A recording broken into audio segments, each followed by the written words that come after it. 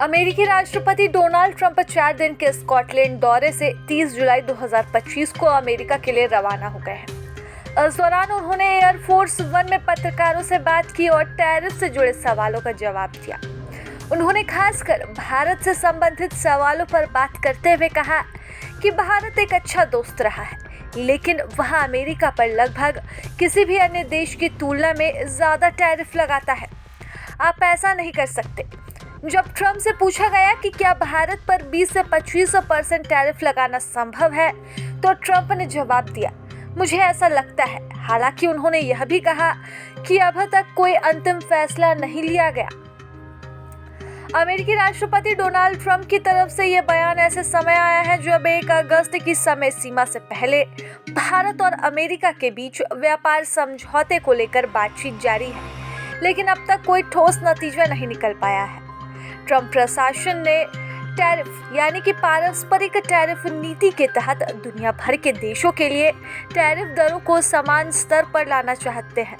23 जुलाई को भी ट्रंप ने कहा था, अमेरिका किसी भी देश के लिए टैरिफ 15% से कम नहीं रखेगा।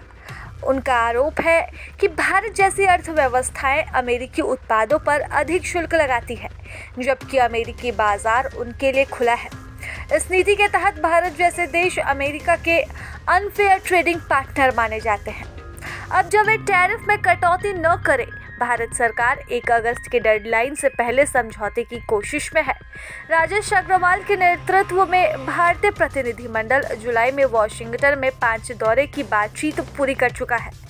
यह बातचीत 4 दिनों तक चली, लेकिन कोई सफलता हाथ नहीं लगी। बातचीत के मुद्दे में कृषि, ऑटोमोबाइल, डिजिटल व्यापार अहम थे।